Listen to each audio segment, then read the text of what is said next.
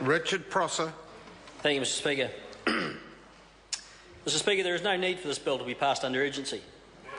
The excuse that it must be enacted before the beech trees which were blown down in the cyclone start to rot, or their sap starts to run, or whatever else, is just that, an excuse. It is already too late for that. Those trees have been down for a couple of months already, and in another couple of months, the rot will have already set in.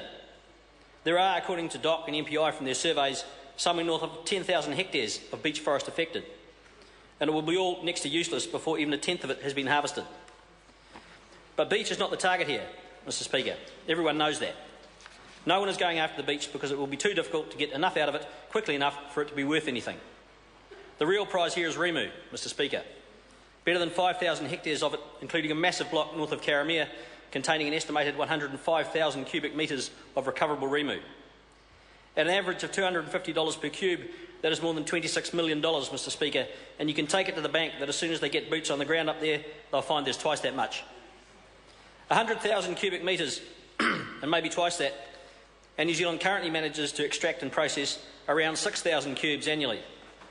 So straight away, we have 15 years' worth of Rimu up for grabs and ready to hit the market. It is a market which cannot possibly hope to absorb it. It won't all arrive at once, of course, but that doesn't matter. There is no real urgency. Rimu doesn't go off that quickly. The biggest trees can lie on the ground for up to 5 years without being measurably degraded. Curiously enough, 5 years is the prescribed lifespan of this bill. What a mighty coincidence, Mr Speaker. We are all for the extraction and recovery of this windfall timber resource, Mr Speaker. New Zealand First believes in the extractive industries. We believe in the clever use of selective resources. We believe in New Zealand sawmills milling timber such as this, creating jobs and providing a source of export earnings. We believe in the West Coast and the people of the West Coast and the businesses of the West Coast, and we want to see them profit from this tragedy. And we know that if it is done right, the whole of New Zealand will profit as well. But if it is not, then no one here will get anything out of this business, and all the profits will go overseas as usual, and the environment will suffer into the bargain. Because what will happen is this, Mr Speaker, if this bill goes ahead in its present form.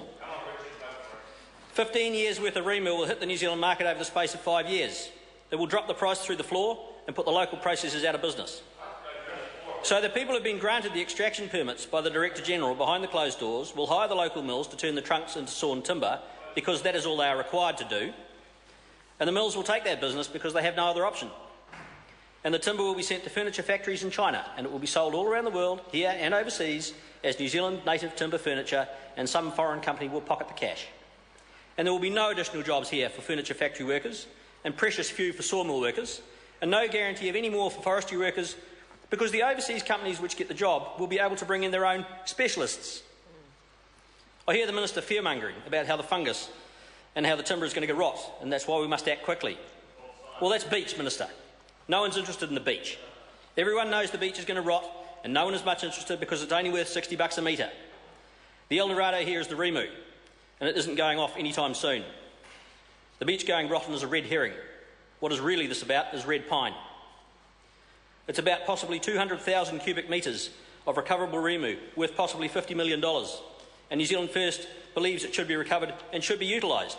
And it should be a source of jobs and wealth and export receipts for New Zealand and for the West Coast. We believe that. But we do not believe that the protection we have in place around our rivers and streams should be chucked away to make way for bulldozers and logging roads. We do not believe that this justifies poisoning the rivers in the whitebait or cleaning out greenstone boulders with diggers to make culverts, because we do not believe it's necessary. We do believe that roads and culverts should be able to be used if they can be put in accordance with existing protocols.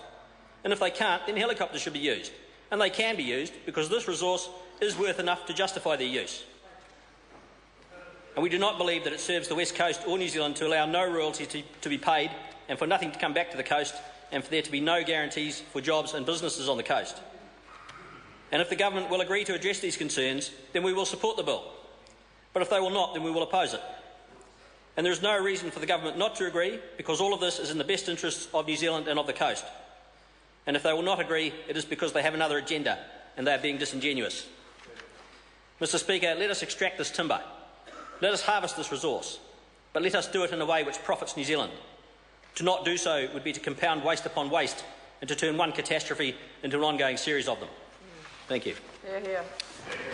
Ian McKelvey. Thank you, Mr Speaker. It's a pleasure to speak on the second.